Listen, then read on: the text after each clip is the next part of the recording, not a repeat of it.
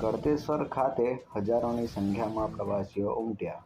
પવિત્ર મહીસાગર નદીના કાંઠે યાત્રાળુઓ ગરમીથી રાહત મેળવવા માટે પહોંચ્યા. ગળતેશ્વર મહાદેવ મહીસાગર નદીના કિનારે આવેલ છે, જ્યાં દર્શનાર્થીઓ તેમજ ગરમીથી બચવા તથા વેકેશનનો માહોલ જોવા મળ્યો. મહીસાગર નદી કિનારે ગાડીઓનો જમાવટો જોતા અમદાવાદ, બરોડા, આણંદ, પંચમહાલ તેમજ લુણાવાડા, નડિયાદ સહિતના યાત્રાળુઓ જોવા મળ્યા.